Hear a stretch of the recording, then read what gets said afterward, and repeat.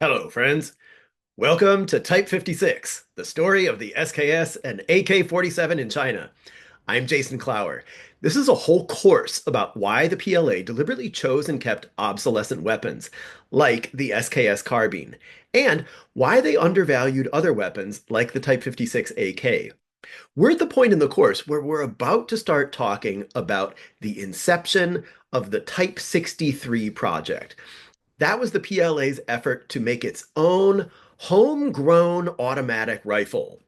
And as we're going to see, they started with some good ideas, though ideas that were kind of wonky by the standards of later history, but they tell us so much about the PLA, what it valued, how it saw itself, and how it worked behind closed doors.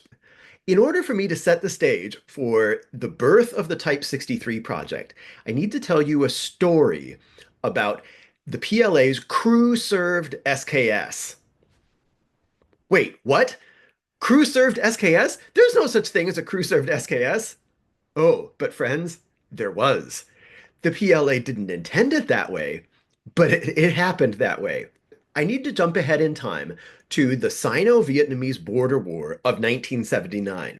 We're going to hear from a couple veterans who were young soldiers then, and they found out when the firing started that their PLA doctrine and training did not match what was happening on the ground very well.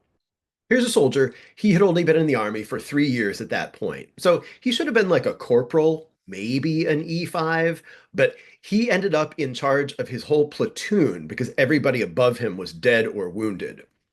Here's what he wrote. The enemy was equipped entirely with assault rifles. He's talking about Kalashnikovs. So we couldn't match them for density of fire. A lot of times, the only way that we could suppress enemy fire was with our machine gun, the RPD. But our machine gunners ended up becoming focal points for all of the enemy attacks. So before the offensive, we got reinforced with an extra machine gun squad to help us suppress enemy fire. But within 10 minutes, that whole squad was dead or wounded. This is a very familiar story from PLA soldiers who were in that war, who were finding out all of a sudden under fire that their firepower doctrine had not taught them what they needed to know about fire suppression, and it hadn't prepared anyone for the kinds of volumes of fire that were going to be needed in that conflict. Here's a soldier. He had just been reassigned from his regular unit to do security for a mobile medical team. And they were moving in vehicles through what sounds like mountainous but pretty open terrain when their column wandered into a roadside ambush. Here's what he writes. I rolled out of my vehicle into a ditch by the side of the road, and I started returning fire with my carbine. He means an SKS. Returning fire with my carbine in the direction of the mountainside where the enemy fire was coming from. Now, most of the medics in our group had not been issued weapons, so there were just a few of us who were returning fire nonstop.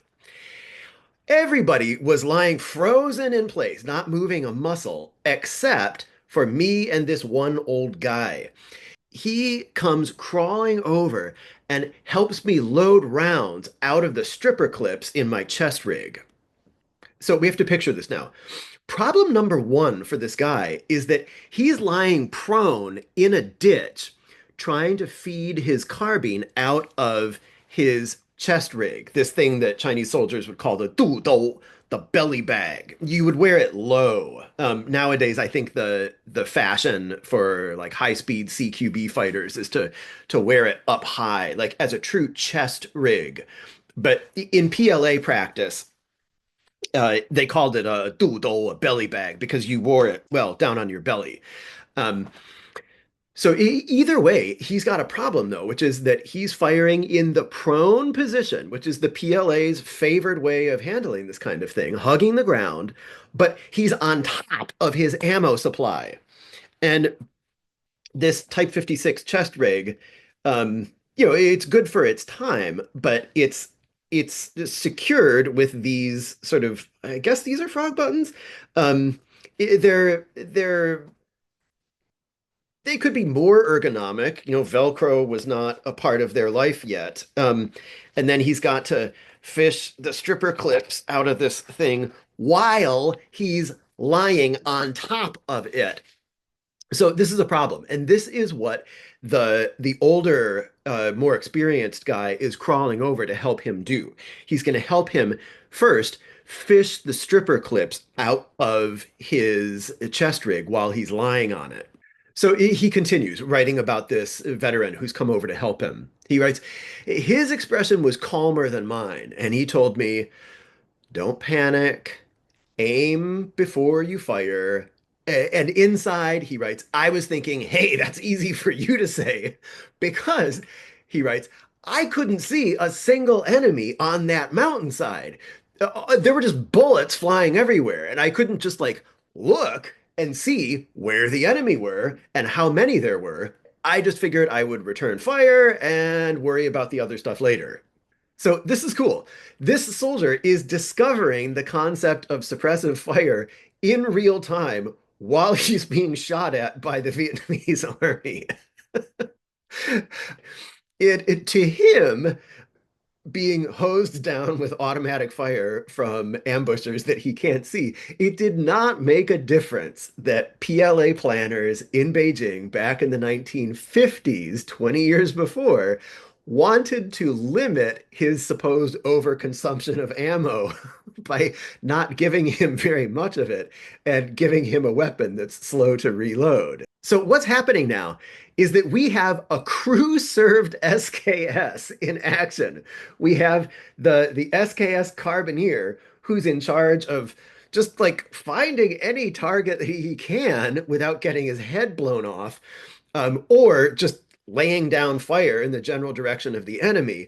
And then he has what's in effect his assistant gunner getting ammo from him out of his own chest rig.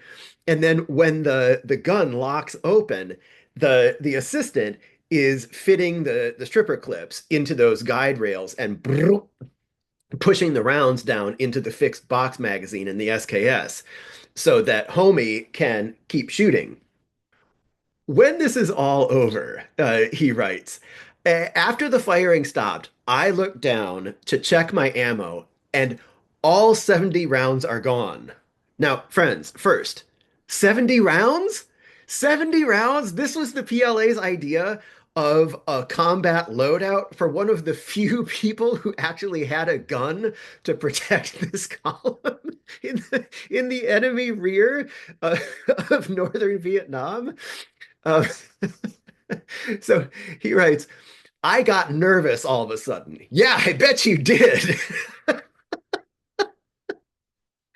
And he writes, and inside, I was blaming the old guy who was helping me for the stripper clips. If he hadn't kept loading them nonstop, I wouldn't have burned through all my ammo. When he's writing about this in hindsight, he seems to understand that his perspective was skewed in that moment. But he continues, now I was in a real spot. So this guy is discovering modern firefighting in the moment. And so he quickly just dumps the official doctrine on his own recognizance and invents his own. So he writes, after dinner, I saw this shot up PLA vehicle on the road, and there was somebody next to it, like yelling that it was an ammo truck. So I got really excited and I ran over and I topped up all of my ammo pouches. Then I dumped everything out of my big green army backpack, all of my eating utensils, my toothbrush, even my canteen, and I just stuffed the backpack full of ammo. So now, he writes, I had around 200 rounds and I felt a lot better. Yeah, my backpack was heavy, but I decided that was necessary. Now, to round this account off, let's hear from the political officer in that company. He was somewhere else during this contact, but he gave an interview where he wrote, we all started firing with whatever weapon we had. And in my case, all I had was this Type 54 pistol that's a Tokarev. And I think that it was this political officer who I saw elsewhere saying it was that day that I discovered how very useless a handgun is in this kind of combat. So he goes on, a few days later, when I was escorting our casualties back to the border, I picked up this submachine gun that I found. He means a Kalashnikov. And I slung it over my back and I kept it there for the whole rest of my time in country. And I gave that pistol to our regimental movie projectionist because he had no issue gun at all.